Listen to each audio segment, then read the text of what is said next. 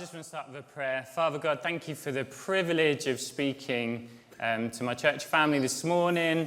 And Holy Spirit, would you really speak to me in Jesus and speak to all of us about the kingdom to come here on earth as it is in heaven. Pray this in Jesus' name. Amen. So I'm Robin. For those who don't know me, my name is Robin George Armstrong. I am the director of a youth charity called Rise 61. I am the ex-youth worker of Grace Church. I am father to a wonderful daughter called Daria Sky, husband to a beautiful wife named Emma.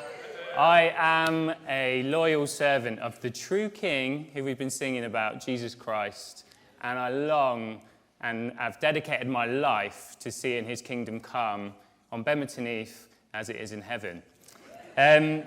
And one of my favourite films is Gladiator. But the reason I'm here to talk to you is a little bit about Rise 61, but I want to talk to you about my story. I want to talk to you about Rise's story, but really I want to share that in the context of what I think is a really easy way to look at the wider biblical story and the story of Jesus. And my hope and my challenge is that all of us can live in and out of that story more and more to see his kingdom come. And it is a love story, of course, and my story started with creation. So the theme, the sort of pattern that we'll be looking at is creation, decreation, and then recreation. And that's going to try and run that through everything I say. But my sort of creation story, I was born into a Christian family, and, God really blessed me with faith. Faith came easily to me. I looked at the world, I thought, this can't be here by accident.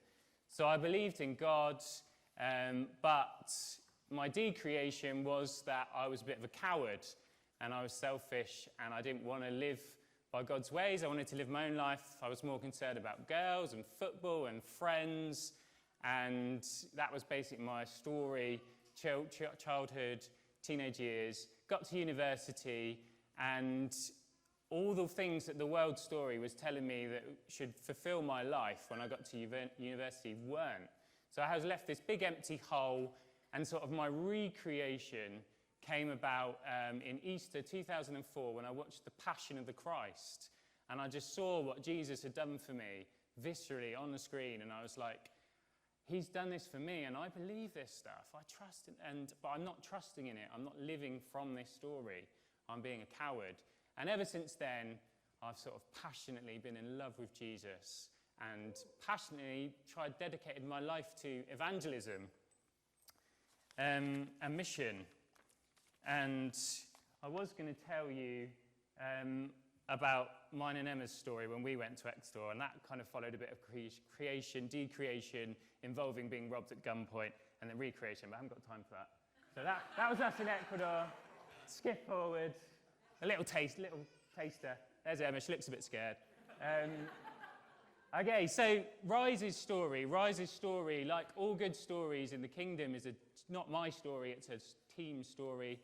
And there's the Rise 61 team, just staff team. We've obviously got amazing volunteers, but it's always been a team story, and it started because a lot of my friends, when we were sort of in our early 20s, we did go on these mission projects overseas, and when we came back to Salisbury, we're just sitting in church, and we're like, what are we doing? We want to live out mission more in this context. It's not just for gap years and for these sort of projects. We want to live it here.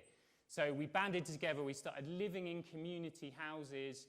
We'd pray together each morning, and we'd invite people into our home. We'd go out, and we set up an art and music gallery in town. And then we got the opportunity to live on Bemerton Heath, set up a community house on Bemerton Heath, prayed, and just wanted to get out into the neighbourhood to show people who, the true King was. And we did that like a lot of these sort of council estate ministries. We started playing sport in the local compound, the sort of sports pitch.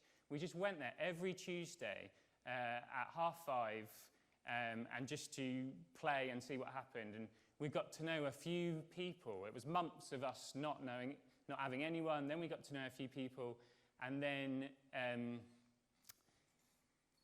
we got to know them, so then we decided to start a youth club, and then we had like 50 young people come into our youth club. We got to know like 150 young people, but the decreation then came in. We started to realize that some of the pain and the brokenness that they were having to live through, and we were like, we didn't never thought about setting up a youth charity, but we were like, we've got to do something more. So we set up Rise 61 in 2014, 2009 I'd moved onto the estate, and so 15 years later I'm still playing football on a Tuesday at 5:30. And yeah, now we do loads of things from those small beginnings, and I should definitely include in the team, there was 2 amazing single mums who inspired us when we started the charity, who just were pouring their hearts and love into the area, and they kind of prayed us into existence, Debbie and Marianne, and also my mate Mike sort of decreated by leaving his well-paid job to just work to set up a charity. And I was the chair of trustees, he was the director. So that was how it all began, and we started with £300 grant, and it's amazing what God has done through that small thing. And now, like we saw, we have a big team. We've got a team of 7 people. From £300, we've now got an annual budget of nearly £300,000. And we have lots of different things going on. We've got multiple after-school clubs. We do trips, mentoring, residentials. We are building facilities and changing environments on the Heath to make it a better place for everyone. And but the story wasn't as simple as that. There was a sort of decreation that we had to go through. So during that process, it started off with lots of young people volunteering and being passionate about what we were doing. And through loads of things in life, it basically got whittled down to just me. And I was like, and it was a really hard time, and I thought I was losing everything because of what God had called me to do. But through sticking with it, that's how we got this recreation, and we got all this growth. So that's kind of the pattern that we see in the kingdom. And I don't really want to go into so much about the impact and blow our own trumpet. There was a really good quote from a local councillor about our work, but we'll skip through. I want to talk about what evangelism actually means to me and to Rise, and how that's inspired us. And then we've got a weird bit of gobbledygook, but actually, sorry, that's probably offensive. No, it's not gobbledygook. It's Greek. So the Greek word for evangelism is euangelion. It's a very specific word, and it has very probably different connotations to what we think of the word evangelism. So the euangelion in the ancient world was the announcement of a new king. That's exclusively how it's used in the Bible. And that's where we get this idea of good news, gospel. It comes from this word evangelion. So the good news in the ancient world was there's a new king, and the Caesars use it to announce the peace of Rome. And not only did they use it to announce the peace of Rome, they used it to say, and the emperor is the Son of God. So the early Christians, they flipped that on its, they used that to bring the same sort of thing to people's minds, but to flip it. So Jesus is the true king, not the emperor, and the peace of Rome is actually the king, God's kingdom, and the shalom that he brings. And I want to kind of explore that theme, but also this theme of creation and decreation and recreation by looking at one of our projects. So one of our projects is a community garden. And to me, or we know, the biblical story starts in a garden and it ends in a garden city. And in between that, we have the decreation, we have the effects of human rebellion, wanting to do things our own way, and sin. And so, yeah, we started a community garden. And in the garden, we know that humanity was walking with God, and then in the end, he'll come down and walk with us. So we started this community garden, but like the biblical story, there was a tragedy involved in it. So the next slide. Oh, no, I had a biblical verse. Just to show you. So obviously Genesis 1, so key to everything in the Bible. And here we see that we've been made in God's image, and God has blessed us with two blessings: to be fruitful and multiply on the earth, but also to rule over it. And that's that royal theme from Evengelism being fused with the wider biblical story. And yeah, if we move it on to, this is where the community garden started. And it started with a tragedy. It's a bit of a trigger warning on this about suicide. So it started because a young man took his life on that area. I knew the young man. He came to our youth club, and he was found by two 12-year-old boys hanging from a tree. And we went down there to pray, me and the two ladies that I mentioned. We went there to pray, and we saw some of his friends, some of them we knew, and they said, oh, it'd be so good if this garden started. And for us, that was such a yes, because we didn't want death to be the story. We didn't want the decreation to be the end of the story. We wanted to see recreation. So we were like, yes, let's create something beautiful out of this. Let's create a garden. And unfortunately, suicide is a really clear example of all the brokenness and the pain that we see and encounter daily on Bemerton Heath.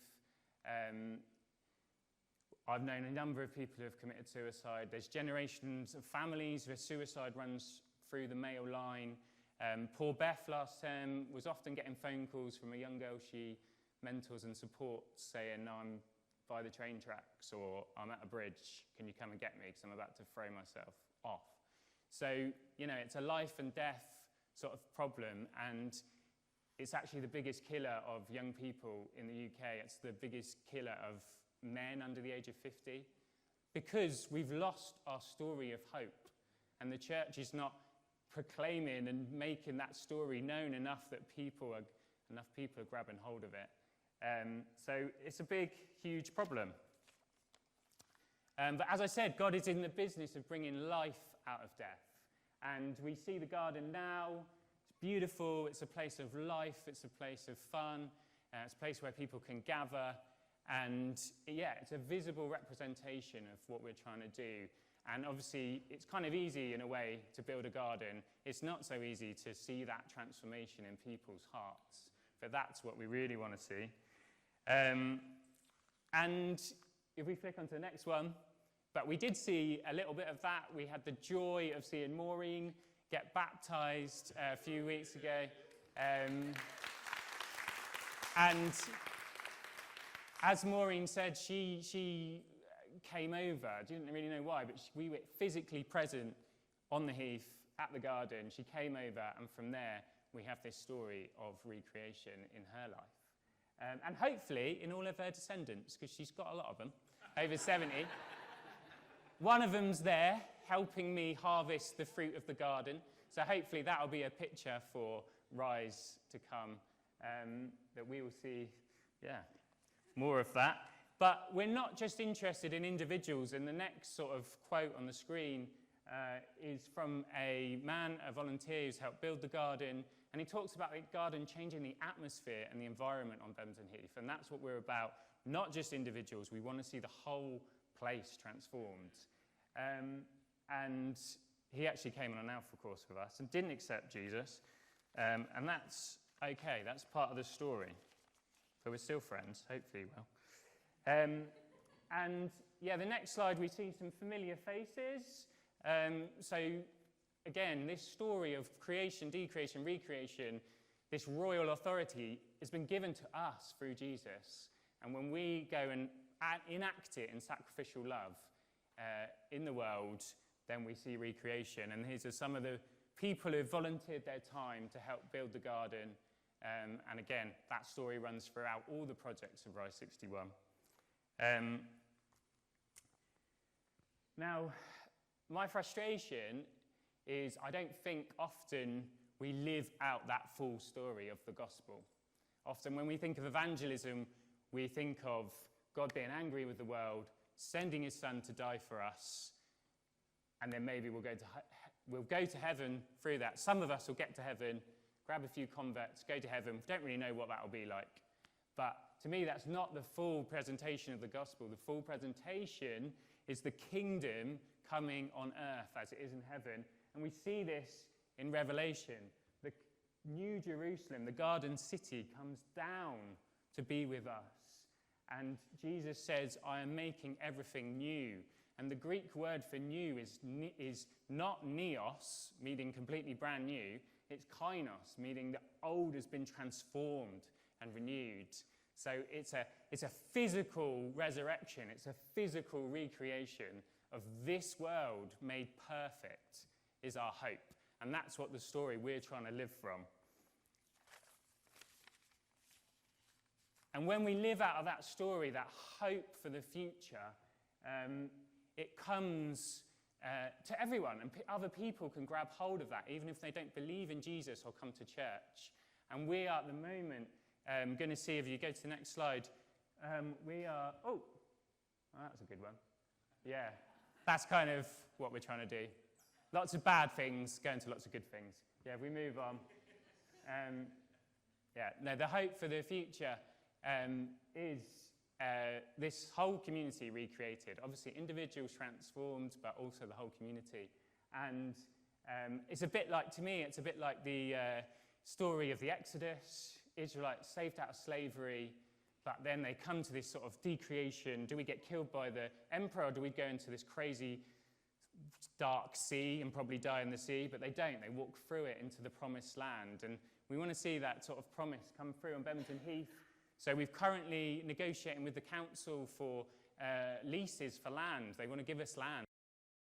Just give us land so that we can build a youth hub, a safe space for young people on Bemerton Heath and the whole community. And we want to transform the garden so it's easier for people like Maureen to get onto it, and even more beautiful. And we're also involved in seeing the council investing hundreds of thousands of pounds in projects like a bike pump track and renewing the football pitch. I'm really excited that in the next year or and a half, we'll see some of this amazing stuff. And this story of recreation, decreation, right? Creation, decreation, it finds its climactic moment in the story of Jesus, in his incarnation and his resurrection. And John, in his gospel, we'll go to the next one, John in his gospel makes this really clear when he starts us off with a creation poem that mirrors Genesis 1.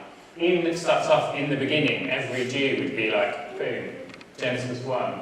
And the light shines in the darkness. If we want to be light, we have to go somewhere dark. We can't keep our light to ourselves. We've got to go out and share it. And in the message, it goes on, verse blood and moved into the neighbourhood. Again, that's so important for us. All of our delivery staff live on the Heath. Our trustee lives on the Heath. Many of our other trustees are from the Heath. Most of our volunteers live on the Heath. Because it's so important, like Paul says to the Thessalonians, that we loved you enough not only to share the gospel with you, but our lives as well. And that's what we're trying to do, and we're passionate about. And we also see that in the prayer that Jesus gave us. In Matthew, it says, Our Father in heaven, hallowed be your name. Your kingdom come, your will be done, here on earth as in heaven. That's what he wants to see, his royal reign extended to the earth. But the really challenging aspect of this is what is the nature of that kingdom. And if we skip on, Rise 61 comes from Isaiah 61, and it is about the broken-hearted, those who suffer and are mourning and are grieving, becoming the people who transform the place. So I'm not standing here asking all of you to move onto the Heath, although some of you would be great. But we're going to see the transformation come from the people on the heath doing it, and that's what we're trying to help and facilitate, and that's what Isaiah 61 and the name and Isaiah 61 is all about. But the nature of God's kingdom really came home to me when I was watching the last series of The Chosen recently, and the scene in series 4, episode 8, Lazarus has been raised from the dead, and Jesus and his disciples are sitting at the table with Lazarus, and some Pharisees come in and they're like, Jesus, like, are you the Messiah? And are you going to bring the kingdom? And Jesus says to them the parable of the sheep and the goats. And basically, the scandal is that the Messiah, the Davidic king to come, who was going to restore the glory of Israel, make them to the light of the nations, identifies with the poor, the brokenhearted, the vulnerable, the marginalized. And that is such a challenge still to me, living on the heath. Am I really living that out? Am I really identifying myself with my neighbours? And it's a challenge for all of us. Are we living that story? Are we identifying ourselves like Jesus did with the brokenhearted, those of low status? Are those the people we're welcoming into our church as the people we desperately need to live out this story? Or are we not? And we would love to, we believe and trust that God is going to do an amazing thing on Bemerton Heath. It's going to bring lots of people to faith, and we'd love it if they were really welcomed here, because that is living out the story of the kingdom of God. If we can have the band up, and we're going to respond to that. And firstly, I just want to invite anyone who's been involved in loving Bemerton Heath at any stage to come down and get prayed for, because, you know, I couldn't have done this on my own, and you've all been massively part of it. So please come down. Buckley's come down. I definitely wouldn't still be here if it wasn't for you guys. Deal's come down. Marianne down. Janie, come down. Maureen. Anyone. Lisa, if you're here. Kate, who volunteers so much for Rise 61. Anyone who volunteers who works for Rise 61 or lives on Bemerton Heath, come down and get prayed for. Because I know the church appreciates what you do on this estate.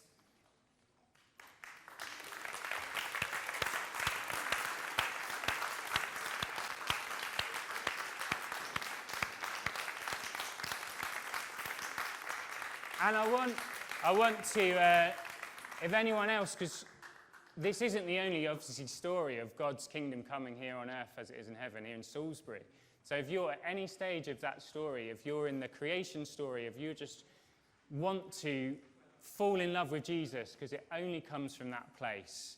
We don't rest from work, we work from rest in the garden, walking with Jesus. So if you're in that place, or you want to be in that place, come down, get prayed for. Pray for these guys, give them some of your peace.